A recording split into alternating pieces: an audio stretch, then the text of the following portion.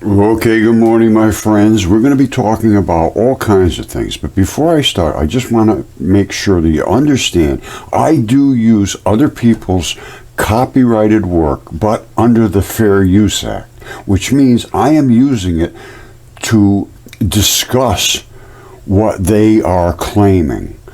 And it's the only way you can have any advancement of knowledge is to be able to discuss. So somebody says, well, it's copyrighted, you can't talk about my work. No, of course I can, because it's fair use says I can do that. And the fair use says I don't have to even get permission from the copyright owner. The doctrine helps prevent a rigid application of copyright, which would suppress everything. So you need creativity to understand things. Fair use is a doctrine from the United States law that permits limited use of copyright materials. I'm not reselling his stuff. I am commenting on his stuff. So that's what fair use is. And now let's do some fair use. Okay, this is Astrum. Very good channel. They talk about some deep things, and this is the one that I'm deep into is light.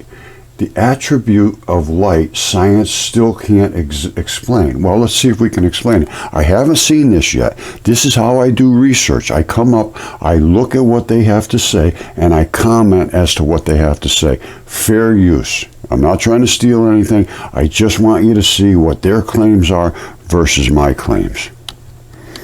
Okay, let's get into this. I'm going to play it and comment as we go along.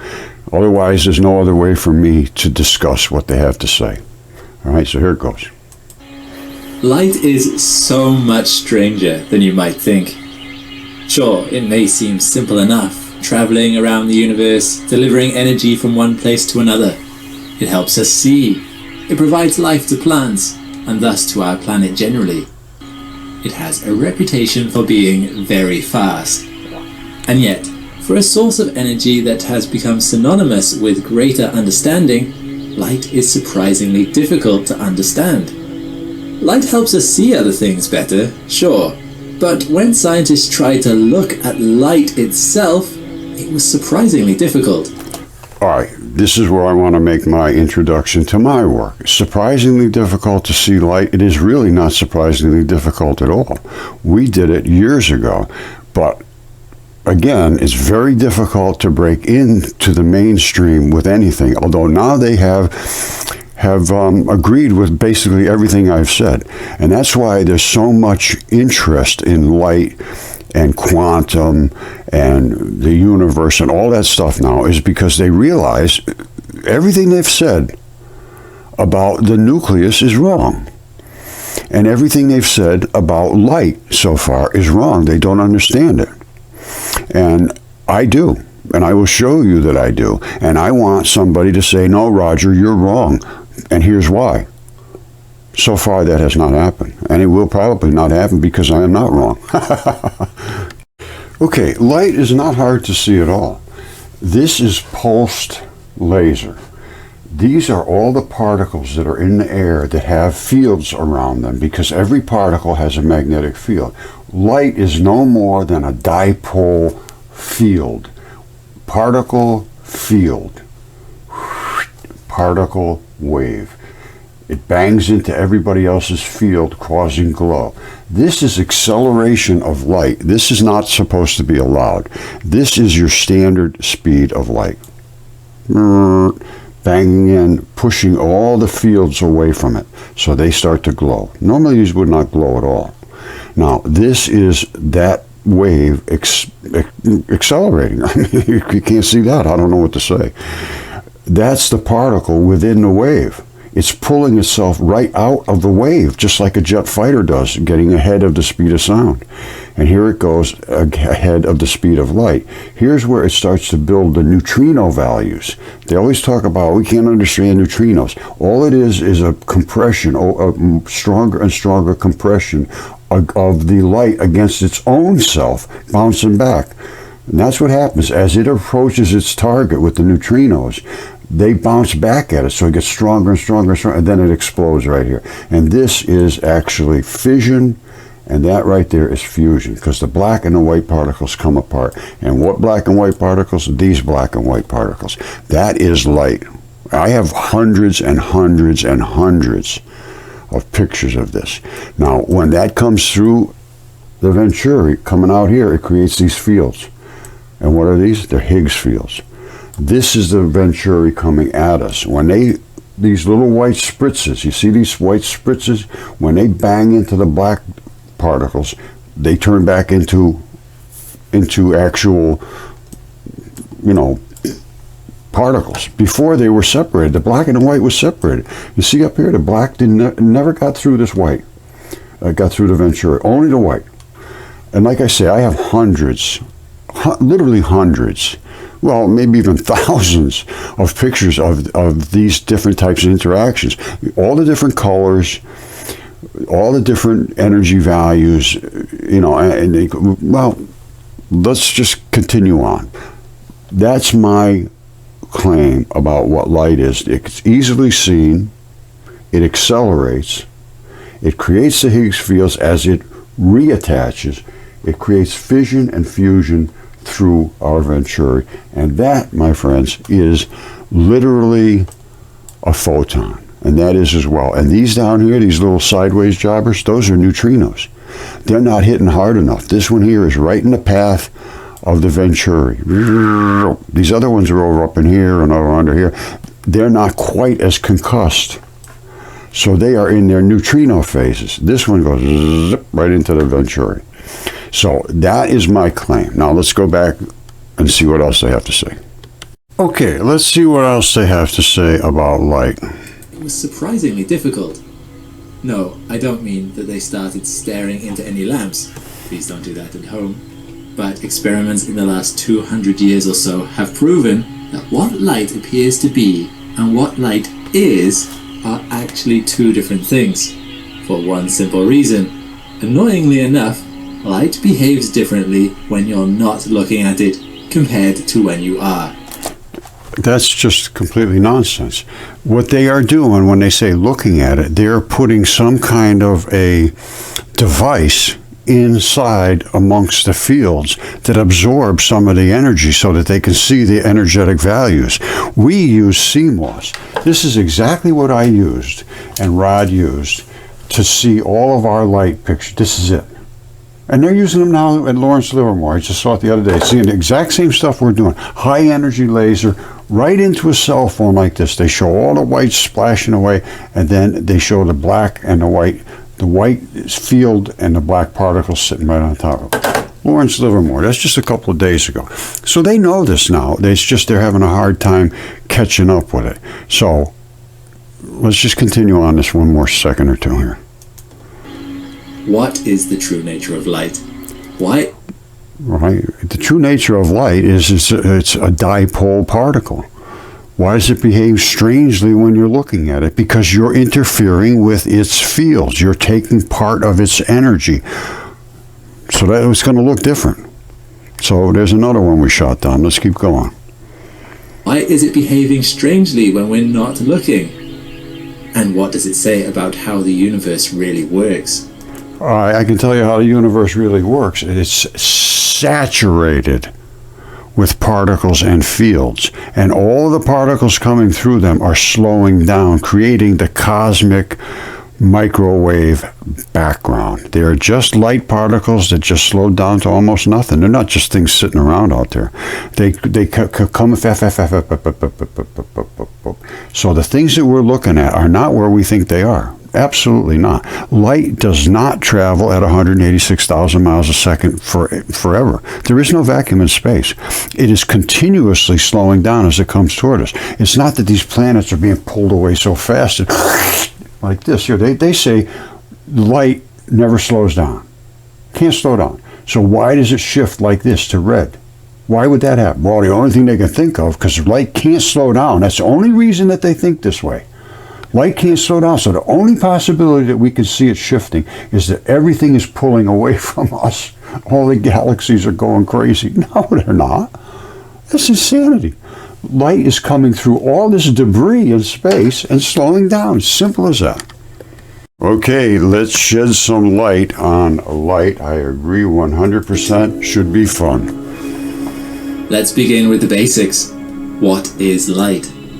In the early 1700s, Isaac Newton theorized that light was made up of tiny little particles that he called corpuscles. But in 1801, nearly 100 years later, a man named Thomas Young discovered that light must actually be more wave-like than particle-like. He proved this using an important method known as the double-slit experiment. Okay, totally flawed. 100% flawed. Light does not flap like this, like a wave. It spins in a circle. I can prove that. Let me continue on with this, and then I will prove this is wrong. We used a single slit. We got exactly the same interference patterns, because it's not waves flapping over back and forth like this. A single slit, and I will show you precisely how it works and exactly why this is wrong. So don't forget, this is just commenting on why we are in such a mess. He set up a source of light and shone it through two narrow slits onto a board. Young noticed that rather than getting two bands of light on the other side of the slits, a strange striped pattern was forming. This was known as an interference pattern and was incontrovertible proof that light had been traveling as a wave. All right, it does travel as a wave, but the particle is in the center of the magnetic field. So the field is the wave, and the particle forces the field to go forward. I'll show you all this stuff. When they say you can't see light, that's absolutely wrong. Why? Let's talk about waves for a moment. All right, they're going to just obscure this whole thing, but I'll let them obscure it. But let me straighten you out first, and then we'll see the obfuscation. Very, very simple. These are the smallest particles that they have ever seen at CERN and Fermilab. This is right from Fermilab, from an article that was called Point Particles, called What's the Point, from Don Lincoln. They removed that because I've been citing that and showing that we found their particles. Here they are right there. The black one is just as Don Lincoln said. It's a fixed particle, never changes. There's nothing you can do to change it, and it will turn into a sterile muon if it can leave its partner, which is the neutrino. So between the two of them, they make these pairs. You see this? That pair, that pair. This is the same particle. This just shows the energetic levels. This one can get glowy, big, and small. You see the difference in size? This one can get really puffy, and that one gets really small. That's what this is all about. This one changes. That one never changes size. It's one big black ball, and it's the same for green, red, doesn't matter.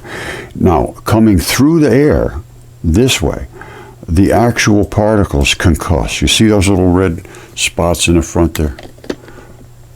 This is concussing with the fields in front of it, making this glow and that glow. It's called the Casimir effect. Now, what happens after that? That particle, when it hits our Venturi, as it's heading towards the Venturi, it speeds up, creates the different neutrinos, and then splits. And here is exactly what CERN and Fermilab are looking for, is sterile muons. Muon, neutrino, electron, neutrino are together called a Dirac neutrino. When they hit something of a new medium, you'll get electron showers and muons. They just don't know how to control it. We do.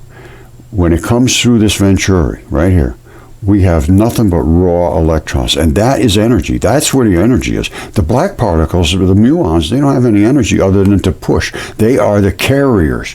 They push. The white ones are the burners, and I can prove that in such extreme detail you won't believe it.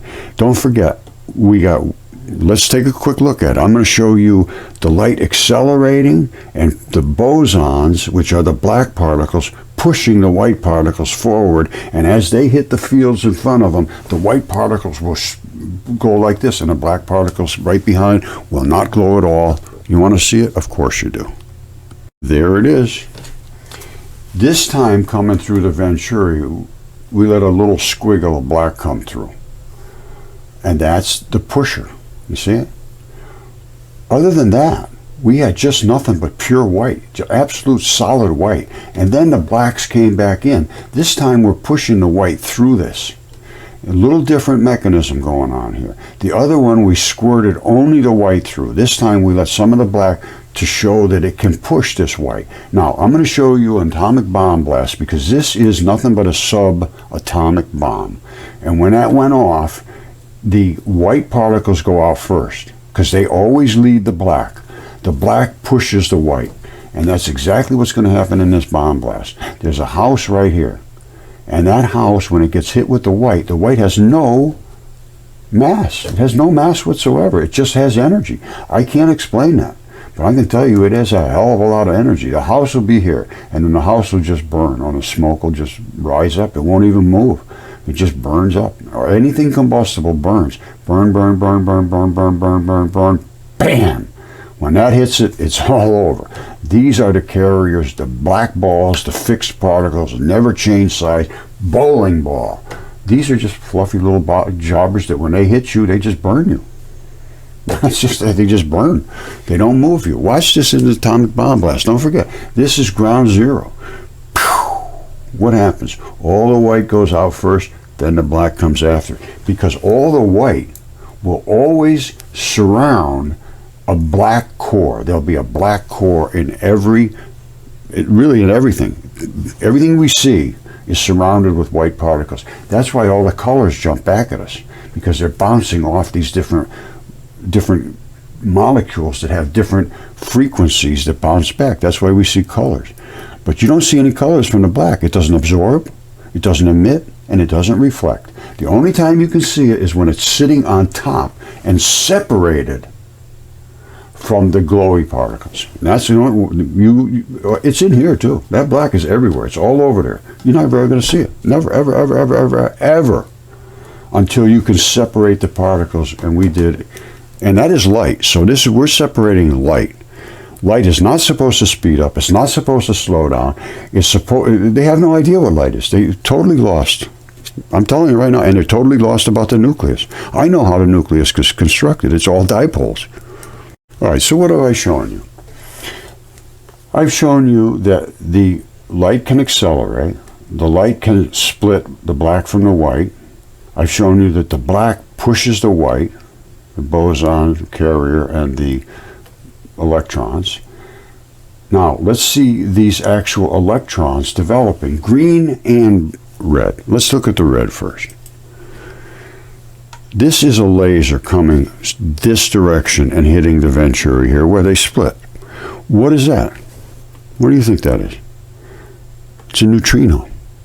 It's not fully formed photon yet. It has a certain amount of energy, which is not the same energy as there. All right, this is another flavor of neutrino. They call them flavors. This has a certain energy, this has a certain energy, and the photons have a certain energy, and that'll have a certain energy just before they break through the venturi. There's a whole batch of energetic values as it cascades and bounces into its own fields. As they come forward, they bounce back. Boom, boom, boom, boom, boom, boom, boom, boom, boom, boom, and then it's explosion. So that is the propagation of a photon. Now, does it do that in green? Absolutely. There's the green. Identical same particle, no difference whatsoever. Zero difference. Only this is fast and hard. And that's the neutrino values of the green as it propagates into the photon value. Now, I'm going to show you right here. This is what light is. I don't know if I showed you this or not, but light spins. The double slit experiment had a slit here and a slit here, and then they were seeing these patterns in the back. It was just because these particles are spinning. This is a single particle, a single slit, and the laser is going through here. If you show this to a machinist, he would say this pattern is a drill bit. going right through here. So it's spinning that particle and spinning over this way. Sometimes they spin this way, way over this side, over here, over here, over here, over here. But one thing is, bam, this is the impact spot. This is the trail off. So one side coming out of that Venturi is going to be a really slammer, and the other side is going to be trailing off. Let's see if we can see that. And let's see if we can see these actual little lines in here. What are all those little lines? I can tell you why they're there. Those are repulsion patterns. They're not interference flapping this way and that way. That's what they say. No, this is a single slit. These particles do not want to be next to each other. They hate each other. They say, you stay in your line, I'll stay in my line. And they stay in an exact line. Remember how close these little particles are. And then you have a little blob here, which is the main part in the center of each one of these little blobs. But all these little particles make up the bigger blobs. Let's look at that. All right, this time, the laser's coming through this way. It's spinning around, coming through. You see, these are those little bitty lines. One of them somehow got crossed, coming sideways through here. So it bounced off the edge and somehow got caught in there. But that's, anytime you see one particle crossing another particle, you see it glow. Anytime fields get close to other fields, they glow. This is just smashing this side. This is the side that's the trailer. This is the smasher, this is the trailer. And then from there, it spreads out all these lines of interference. Well, they're actually repulsion. That says, you stay there, I'll stay here. You stay there, I'll stay here. You stay. But they get weaker and weaker and weaker and weaker and weaker as they get out. Because this is where the main force is coming. And when it pushes these, they say, I can't push into these guys. And I won't push you, you don't push me, I won't push you, just stay. And that's how they line up. The concussion part, the trailer part. All right, before we go back to the other article there, the other video, this is the muon neutrino, electron neutrino. Electron showers are here. The muon goes into a sterile mode where it becomes all by itself. Now, over here it rejoins, but in the middle, this is absolutely 100% raw electrons. Raw electrons. Those are the things that do the work. Those are the things that burn. And I'm going to show you that in 1 second with the house burning. Just like I told you a minute ago. The house will just burn and vaporize like that, and then it knocks it down. But you have to be able to separate these things. And the only way you can do it is a nuclear bomb blast or something like we're doing. The only time, what they're doing in CERN and so forth, they're hitting things head on, they're just getting trash, just debris. And then they're digging through, wow, we found these little tiny particles. We started with the tiniest particles that exist as light, and then we split those. That's fission, that's fusion. No other way to see it. If you could tell me, Roger, you're wrong, that's not fission or fusion, then I want to see why. You tell me why. So you saw the thing from CERN Fermilab, they're talking about electron showers. Well, what's the physics behind it? They want to use protons and make all these big, huge machines, and then decay it to hadrons, and then create flux and this, that, and then create neutrinos. We started with neutrinos. We started with light. So that we collected the electron neutrinos and the muon neutrinos right there at the Venturi I showed you. Now, if you can do that, the energy of these neutrinos is from 100 giga-electron volts to a few trillion electron volts. That means we should get a hell of a lot of energy coming out of this if it's done right. And I think we can do it right. And here's what I'm hoping to do.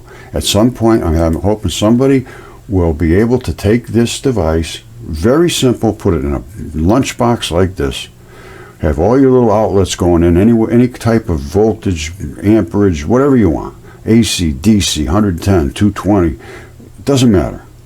USB, whatever you want to use this, because that'll be raw electrons. And here's the proof. These are the electron showers showing huge amounts of high energy with the shower coming out this side right there. And these are the muons staying on this side, the black balls. See, these are the muons. They stay over here. The white showers comes through. This was just done recently by a group. I'm not sure who they were, but they did basically looking at what I was showing, how you can make electron showers and keep the muons on one side. And And this is the data visual. I mean, they have very, very deep explanation of this.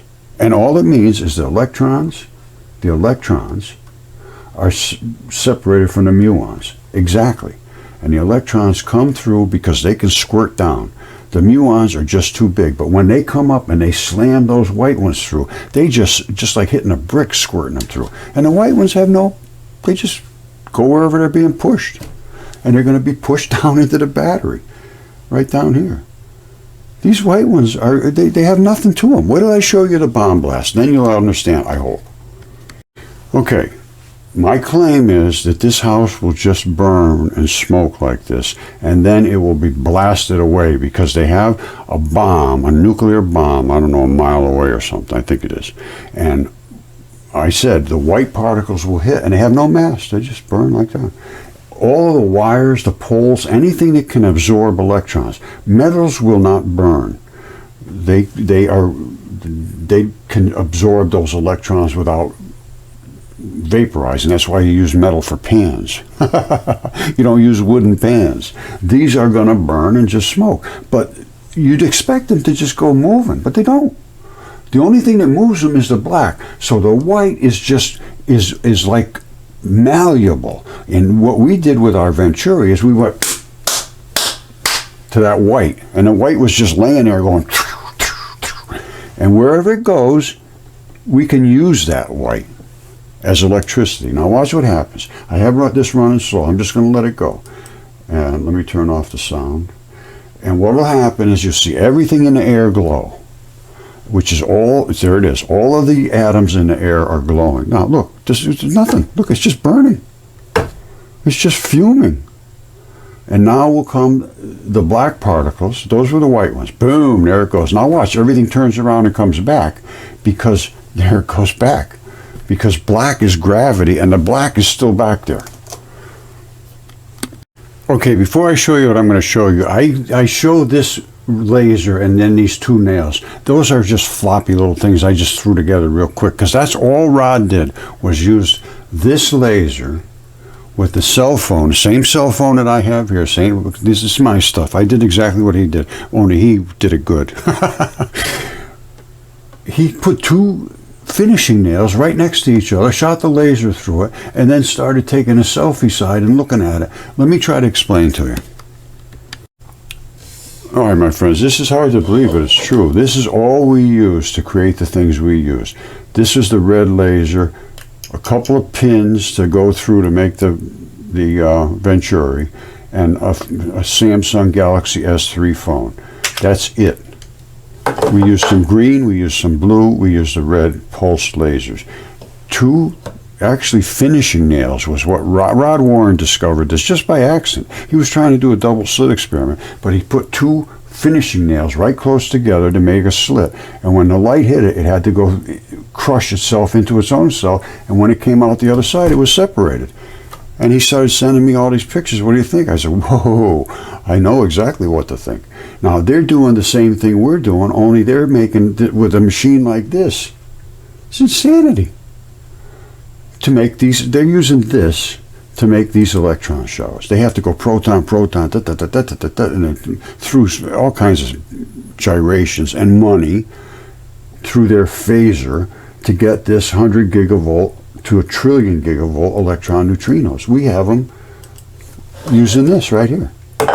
And as far as, and here they are right here. This shows the evidence that the electron showers will come through, the muons will stack up. See, muons, they'll stack up, electron showers, they go through and they create from lower energy coming through to higher energy. That is an increase in energy. What can you say? And I think we can use that increased energy. And just like I say, that white stuff, you saw it just everything just sort of burnt and this, smoked up. And then the black came and pushed it. Well, what is the black doing here? The black is coming up, bam, bam, bam, bam. These are pulses. Boom, boom, boom. The black ones are just squirting that white. And you squirt it down into a battery. You got a ton of electricity. And it's handheld. You can walk around with it like a lunchbox. This is all new. Electron flood theory, that's my electron flood theory. It changes the nucleus, it changes chemistry, it changes everything. They missed a ton of electrons. So I will, I've already got papers on about this, but very few people paying attention. Although I can see it's changing. They're doing it. This is exactly the same thing we're doing. Only they're doing it with tungsten and so forth to try to break apart protons. Well, protons are nothing more than a whole batch of electrons. I'm not kidding you. That's all they are. And this is the Dirac neutrinos. They call it matter and antimatter. All it is the electron neutrino part and the muon neutrino part. When they're floating through the air and they're doing their neutrino phase, this is what they're seeing, not complete, exact black and white. Like, let me show you. What they're seeing here is this. They're seeing this kind of stuff and little particles like this. But then when they see the photons, that's what the real photons are, is here. When they have the black and white particles. That's the Diracs. Or they would call that a gluon. Each side is a gluon. Two of them together make a photon. When they break apart over here, they make a sterile muon and electron showers. I think I've been pretty clear about this. Now, let's go back to that video, and they're asking questions. What can't they explain? Well, I can tell you they can't explain anything because they don't understand electron flood theory, and they refuse to look at it. I presented this to all the major guys, to all the big guys. I went to the University of Geneva for particle physics. I showed them. That was before they shut down CERN to upgrade to do CMOS. Before they were how they said it interferes. Every time you look at it, it interferes with it. No, they had stuff inside there interfering with it. Now they've gone to CMOS so that they can pick up the particles as they exit. They did that, and then what else did they do? They put in magnets to focus. Precisely what that I told them. And I talked to the professors at the University of Geneva. I said, you have to focus, and you have to use CMOS. What you guys are doing is never going to work. And they shut down CERN and actually put in focusing magnets and CMOS. Look it up. When they came back online, boom, guess what? They had a whole batch more particles making collisions, and they could actually see them. All right, just going to show you this last one, then we're going to go back to the other video. This is green, very powerful compared to red. And it's just because it's spinning much faster. This is what the particles do. They spin through this way. Now, the fast ones are like this. The slow ones are like this, the red. But they're spinning. And this one, and you can actually see these ones rolling away. You see them rolling? They never ever do that. They only go like this way, polarized to the earth. It's called upspin and downspin. This is tumble spin. That is unknown, and the only reason is because we have one faster particle coming faster against, or let's put it this way, it's more spinnier against a less spinnier one. So this is forcing the white one to tumble. It never does that. Never, ever, ever, ever. Can you see the tumble? You see it? That's just not normal. Trust me, I know it's not normal. I've seen enough of this stuff to know. But they are the same particle. The same particle that we see in our experiments. That's it right there. Now this cell phone was a different cell phone. This was done by Fabien Boulet. And I think this one here, this Samsung Galaxy S3, this goes back to 2014. We were doing this in 2015. And we could see those exact excellent particles, round balls. You see this one here? It's squared off. The pixels are, it's all about pixels, and it's all about the architecture of the CMOS. But you need CMOS. There's no question about that. And they are doing it now at CERN. They're using CMOS. And CMOS, you can see individual photons. It's absolutely 100% certain now. You see this? They're just posting about it now because everybody's been, you can't see light. You can. Well, of course you can. We could see this back in 2014. This was from 2014. All you need is CMOS. Okay, my friends, just exactly what I said. CMOS detectors, upgrades for CERN, upgrade performance studies using CMOS. novel pixel sensors for CMOS. Well, they're not novel. I told them to do that. And they decided in 2018, yeah, let's give it a shot. Yes. Planning an upgrade program, which will bring luminosity.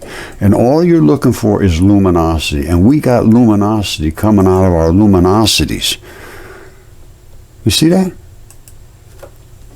That came from nothing. There was literally no really visible light back here until it started to accelerate. And by the time it hit here, luminosity is energy. We got energy, my friends, and I don't see why we can't use it. And we need somebody with some cayunes to stand up and say, let's take a look at this. This is ridiculous what you people at Fermilab are doing. Absolutely nonsense. And refused for 7 years to engage. I sent them all my information 7 years ago. They refused to engage, and they do till this day, very day. And they're taking down a lot of their early statements that I have been referring to. They don't want this known. As far as I can tell, unless somebody will talk to me, all I can say is they don't want you to understand we can have free energy. And there it is right there. You should be able to carry that around, and that should power a car or a house. Not much more than that. You should be able to an airplane, boats. I'm with the trillions. I showed you. I think I showed you this. There's trillions. Where is it? Oh, maybe I didn't. Electron flood theory. They create trillions of electron volts. I know I showed you somewhere. All right, I thought I showed you this, but maybe not. These are the electron showers. This is the physics for electron showers. And they didn't understand it. This just goes back about a year or two ago. They want to use proton, smash all kinds of big things in their big monstrous machine here to get this 100 gigavolt to a trillion volts.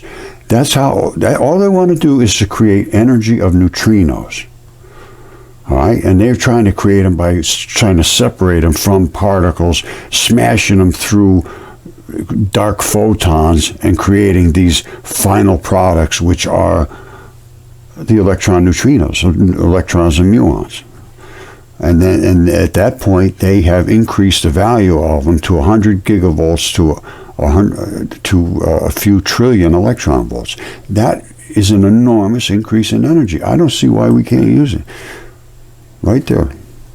That's just made for this use. And all it is right here. You put the laser right here. Boom, boom, boom, boom, boom. Inside of a box like this, they're just little tiny devices, tiny things. You can put thousands of them in here, creating scads, I would think, of electricity. All non-polluting and basically free. Okay, this is really kind of funny, to be honest with you. This says scientists discover a weird new material made of subatomic particles. So then they go down here a little further and they say, but to understand this, to understand what's special about the material, you need to understand what bosons and fermions are. They don't understand them. They're wrong. I'll show you why they're wrong. A boson is a carrier, a force carrier. A fermion is what they call an electron, and I agree with that. Fermions are the really burny part, and the bosons are the force carriers. But they think that the force carriers are photons. Well, they are and they aren't. They are photons, carry both the fermion and the boson together. They're not separate things.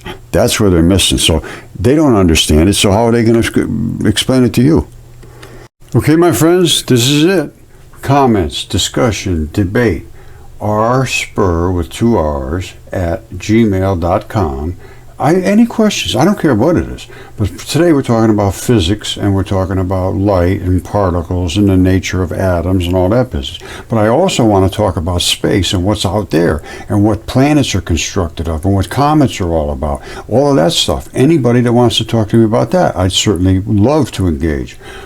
Geologists, I want to talk about what the Earth is made of. What are all the things that are on the Earth that right now I know they don't understand.